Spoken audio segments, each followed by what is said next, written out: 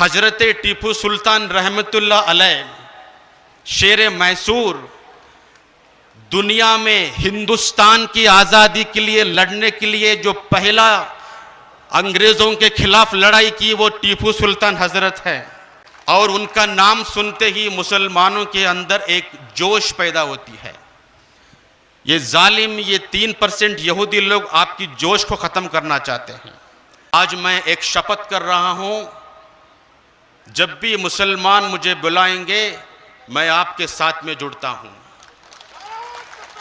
आज से मुसलमान अकेले नहीं है, आज से मुसलमानों के साथ में ऐसे 100 लोग स्वामी जी आपके साथ में हैं। अस्सलामु अलैकुम व रहमतुल्लाहि व बरकातहू। औज़ु बिल्लाहि मिनश शैतानिर रजीम। बिस्मिल्लाहिर रहमानिर रहीम। अल्लाहुम्मा सल्लि अला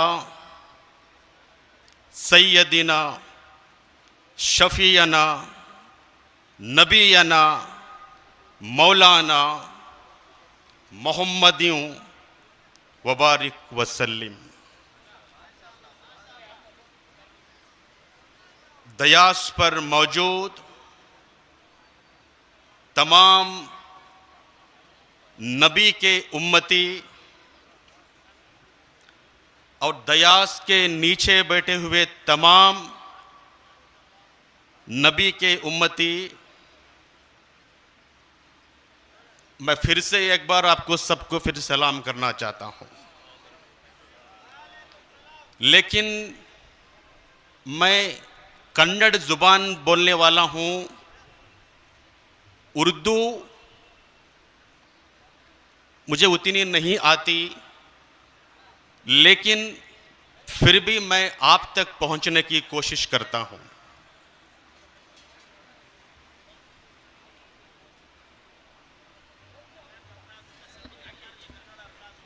एक ऐसा प्रोग्राम जीवन में पहली बार मुझे मौका मिला है, इतने बड़े अल्लाह के बंदों के सामने मुझे रूबरू होने का मौका मिला है। मैं ख़ास करके, क्योंकि जिस भाषा में एक्सपर्ट होते हैं उनको बोलना है, जिनको वो समझ में नहीं आता है उनको सुनना है। इस्लाम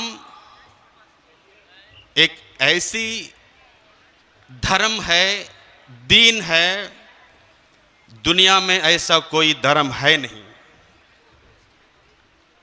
शांति और अमन का पैगाम लेके सल्लल्लाहु अलैहि व आला वसल्लम नबी ने अरब के दरिंदों को पहले मुसलमान नहीं बनाया।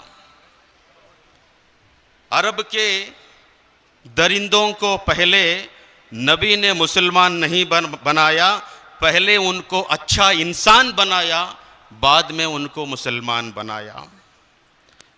एक अच्छा इंसान ही एक अच्छा मुसलमान बनता है। इस्लाम को जानने के लिए, इस्लाम को समझने के लिए, इस्लाम को परखने के लिए मुसलमानों को मत देखिए, टोपी को मत देखिए, चेहरे को मत देखिए। इस्लाम को समझने के लिए कुरान को देखिए। इस्लाम को समझने के लिए नबी का उठना बैठना चलना, उनका अदब, उनकी बोली, उनकी ज़ुबान, उनकी तहजीब, एक दूसरों से कैसे सलूट करना, नबी को देख के इस्लाम को जानिए, इस्लाम को समझिए। मुझे बहुत खुशी हो रही है ताकि इतने बड़े जलसे में मुझे शरीक होने का मुझे मौका मिला। अभी अभी तशरीफ रखे विश्व वक्कलिगा समाज के महास्वामी जी यहाँ पर मौजूद हैं और कलकत्ता से आए मौलाना साहब 13 साल के पहले मैं कलकत्ता मौलाना जी का बयान सुनने के लिए गया था, नीचे बैठकर सुनता था। आज एक ऐसा मौका मिला है, कोलकाता मौलाना जी का बयान उनके सामने बैठ के, उनके बाजू बैठ के मुझे सुनने का आज मौका मिला है। वो ऐसे उनकी जुबान, उनकी बोली, उनका जो बोलने का अंदाज, उसमें शक्ति बहुत है। वो पूरे माहौल को बनाते हैं, पूरे माहौल को इकट्ठे जो उसको जोड़ते हैं। हिंदू और मुसलमान, उनकी एकता कैसे होना चाहिए, कैसे रहना चाहिए, कलकत्ता मौलाना साहब जी से मैं सुना हूं। वो हिंदुस्तान के बहुत सारे हर राज्य में मैं उनको देखा हूं, उनसे मैं बहुत प्रभावित हुआ हूं।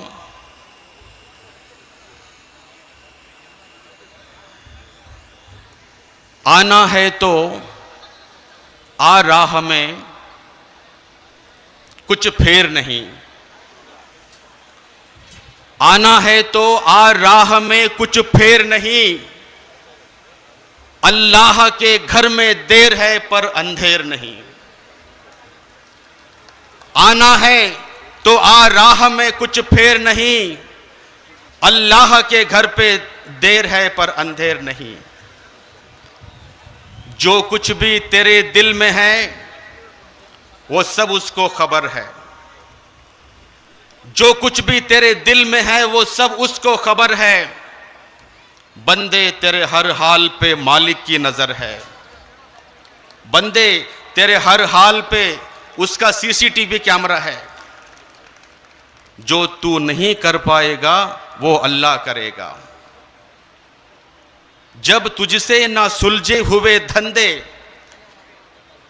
वो सब भगवान के इंसाफ पे छोड़ दे बंदे। जब तुझसे ना सुलझे हुए धंधे वो सब अल्लाह के इंसाफ पे छोड़ दे बंदे। तो हिंदू बनेगा ना मुसलमान बनेगा, इंसान की औलाद है, इंसान बनेगा। मालिक ने हर इंसान को इंसान बनाया, हमने उसे हिंदू या मुसलमान बनाया। कुदरत ने जो बख्शी थी हमें एक ही धरती, हमने कहीं भारत कहीं ईरान बनाया। जो तोड़ दे हर बंद वो तूफान बनेगा। तू हिंदू बनेगा ना मुसलमान बनेगा। ऐ दीन के ताजर ये वतन बेचने वाले, इंसान के लाशों के कफन बेचने वाले, ऐ महलों में बैठे हुए कातिल ये लुटेरे, तू भी एक दिन मौत का ऐलान बनेगा। तो हिंदू बनेगा ना मुसलमान बनेगा। मैं खास करके जीवन में पहली बार मुसलमानों के ऐसे जलसे में मुझे आने का मौका मिला है, तो जिंदगी की आखिरी सांस तक रहने तक मैं मुसलमानों का साथ दूंगा और मुसलमानों से कंधे मिला के मैं खड़े हो जाऊंगा। आज मेरा हौसला बढ़ाइए ताकि मैं आपके साथ में जुड़ने के लिए आया हूं।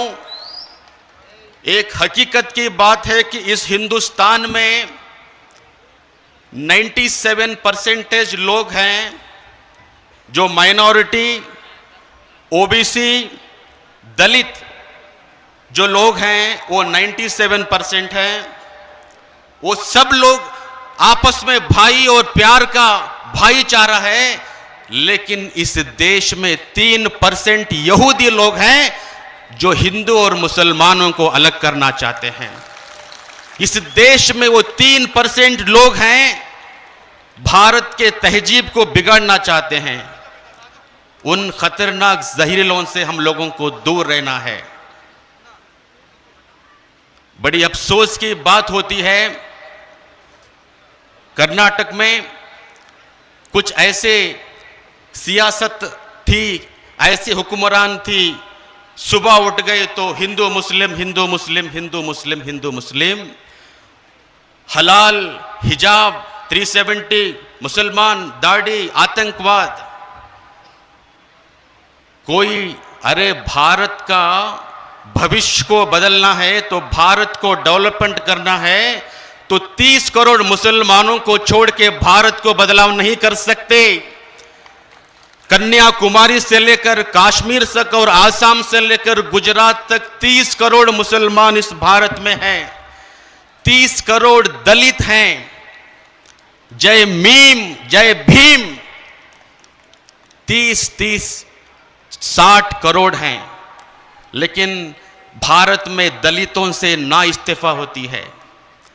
भारत में दलितों को मंदिर में प्रवेश नहीं दिया जाता।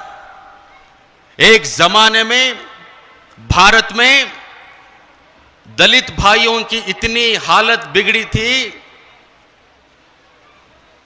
गले में उनको एक लोटा बांध के सड़क में घूमना था ताकि उसमें ही उनको थूकना पड़ता था।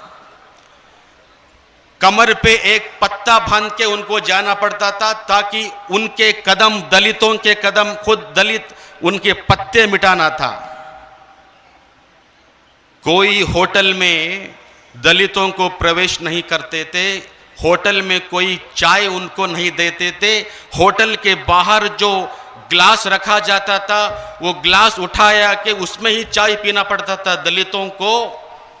और स्कूल में दलितों को एंट्री नहीं देते थे। अंबेडकर को कितना तकलीफ दिया गया है, उनको अंदर आने तक नहीं दिया। स्कूल में उनको पानी तक छूने नहीं दिया। दलितों के साथ में इतना ना इत्तेफाक हुआ है। इसका मौजूद कौन? मुसलमानों ने कहा था दलितों से इस तरह बेइंसाफी करने के लिए।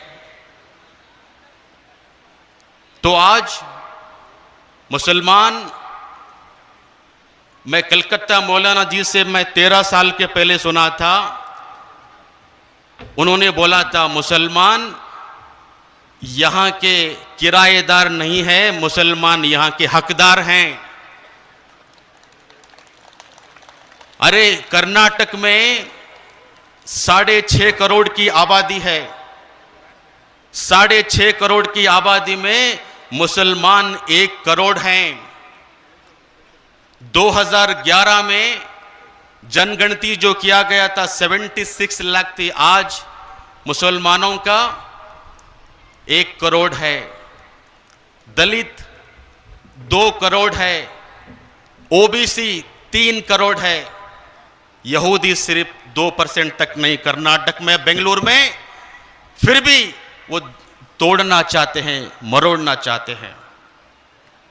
आप ऐसे मुत्तहिद हो जाइए, एक हो जाइए, दलितों से मोहब्बत कीजिए।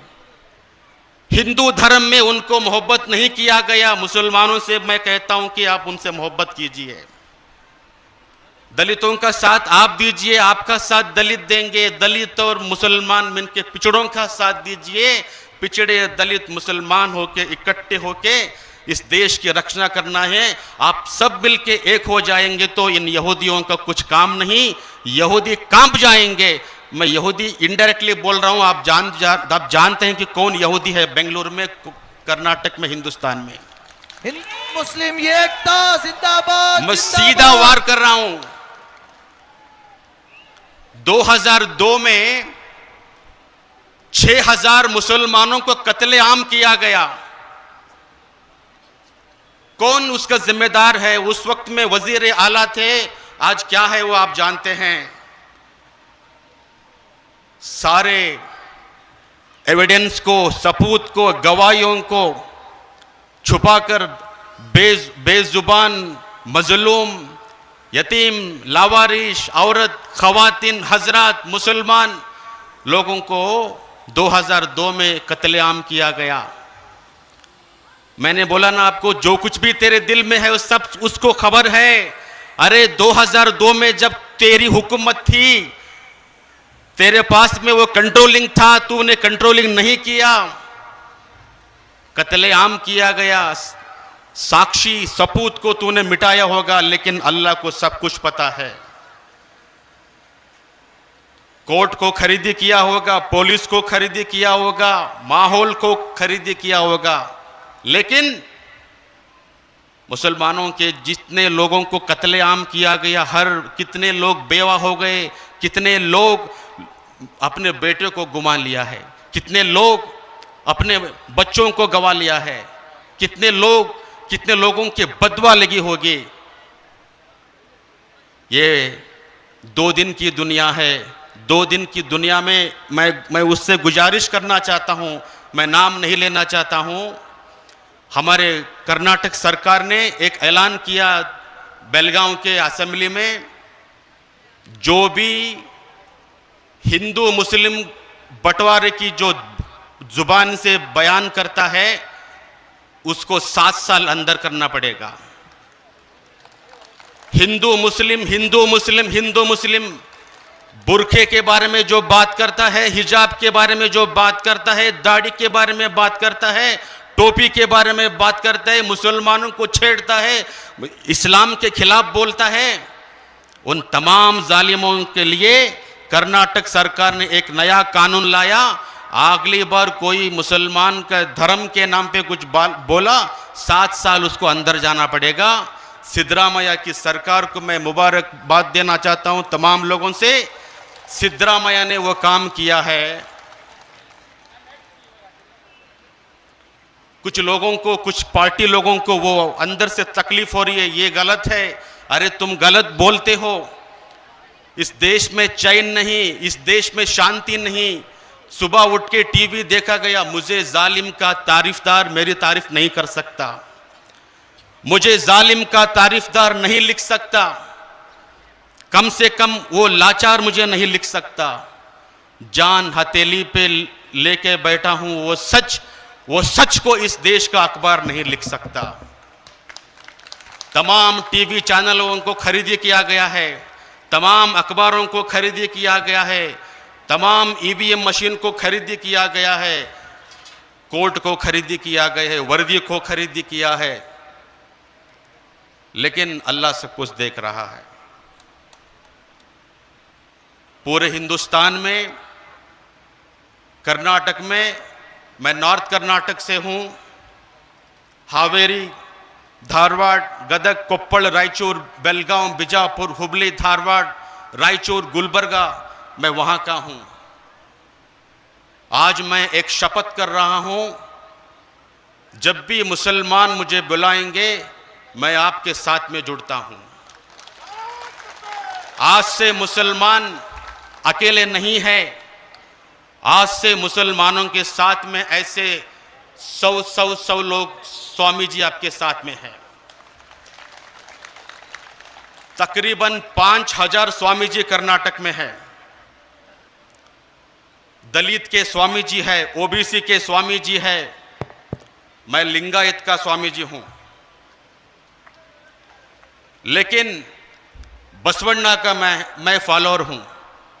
बसवण्णा जी बोलते थे, इव नारव ಎಂದೆನಿಸದಿರಯ್ಯ, ಇವ ನಮ್ಮವನೆಂದೆನಿಸಯ್ಯ, ಕೂಡಲ ಸಂಗಮ ದೇವ, ಇವ ನಿಮ್ಮ ಮನೆಯ ಮಗನೆಂದೆನಿಸಯ್ಯ। ये कौन मत बोल, ये हमारा है। कलकत्ता के मौलाना हमारे घर के हैं, हमारे घर वाले हैं। कूडल संगम देवाय नमः, बसवण्णा जी ने बोला। मैं बसवण्णा का फॉलोअर हूं। कुरान में बसवण्णा के वचन में कोई डिफरेंस नहीं है। मूर्ति पूजा की आराधना नहीं करते हैं बसवण्णा। उस ऊपर वाले की कोई फोटो नहीं, उस ऊपर वाले की कोई पेंटिंग नहीं, उस ऊपर वाले की कोई पिक्चर नहीं। ಯಾವನಿಗೆ ತಂದೆ ಇಲ್ಲವೋ, ಯಾವನಿಗೆ ತಾಯಿ ಇಲ್ಲವೋ, ಯಾವನಿಗೆ ಜನನವಿಲ್ಲವೋ, ಯಾವನಿಗೆ ಮರಣವಿಲ್ಲವೋ ಅವನೇ ಆದಿ, ಅವನೇ ಅಂತ್ಯ. ಎಲ್ಲರಿಗೂ ತಂದೆ ತಾಯಿ ಅವನೇ ಆಗಿ ಅವನಿಗೆ ಮಾತ್ರ ತಂದೆ ತಾಯಿ ಇಲ್ಲವೋ ಅವನು ದೇವರು ನೋಡ ಕೂಡಲ ಸಂಗಮ ದೇವ. जिसको मां नहीं, जिसको बाप नहीं, जिसको भाई नहीं, ना वो कभी पैदा हुआ था, ना वो कभी मरेगा, वही अव्वल है, वही आखिर है. सारी दुनिया का माँ बाप अल्लाह है और उसको कोई माँ बाप नहीं है, वो अल्लाह है. नारे तकबीर. जिसको माँ बाप है वो अल्लाह नहीं हो सकता. अरबिक में अल्लाह कहते हैं, संस्कृत में ईश्वर कहते हैं. वो दोनों का मतलब एक ही है, सिर्फ भाषा का फर्क है. और अल्लाह के और ईश्वर के सिवा और किसी को अगर जोड़ेंगे तो वो शिर्क हो जाएगा. ये सिर्फ ये दो नाम है, अल्लाह, अल्लाहु अकबर. इसके बारे में कोई वो है, ये बात सुनते उन लोगों को अंदर से जलना शुरू हो जाता है. अरे दरिंदों, अल्लाहु अकबर का मतलब है रब्बिल आलमीन है, रब्बिल मुस्लिमीन नहीं है. नारे तकबीर. नारे तकबीर.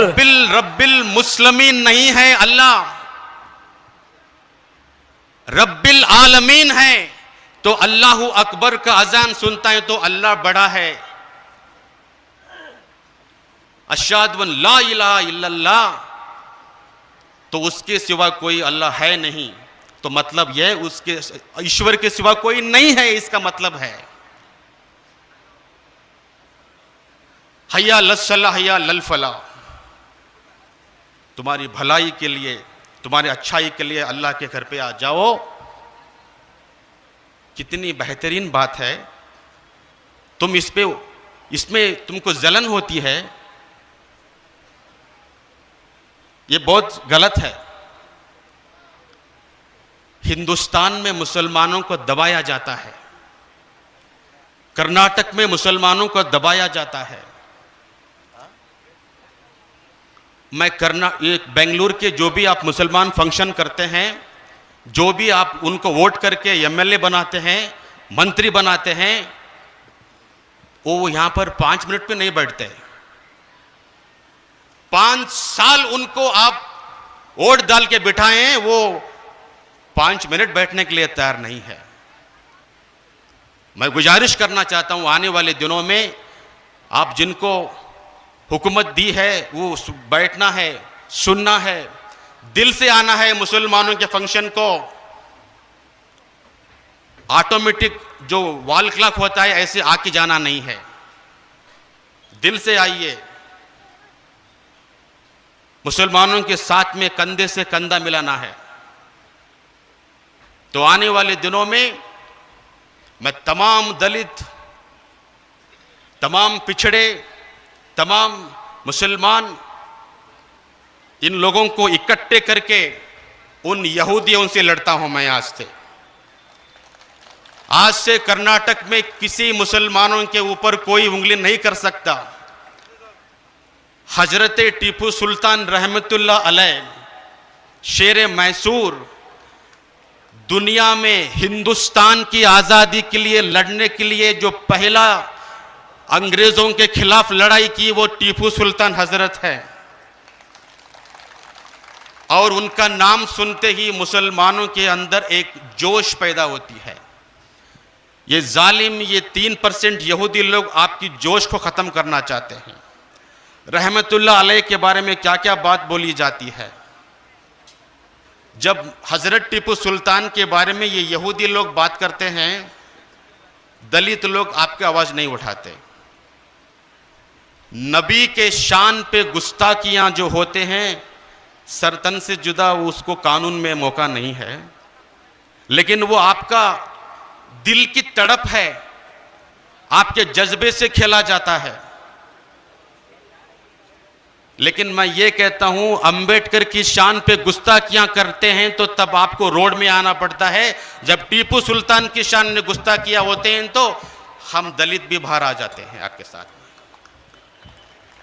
दलितों को, ओबीसी लोगों को, मुसलमानों को किरायादार बनाता है, हम लोगों को गुलाम बनाया जाता है। ये आज से नहीं चलेगा, आने वाले दिनों में। मुसलमान भाइयों, बेफिक्र से आप हिम्मत से रहिए और आने वाले दिनों में हम सब लोग मिलकर आपका हौसला बढ़ाएंगे। मैं नेक्स्ट जब आता हूं तो उर्दू सीख के आता हूं और आपका हिम्मत बढ़ाता हूं।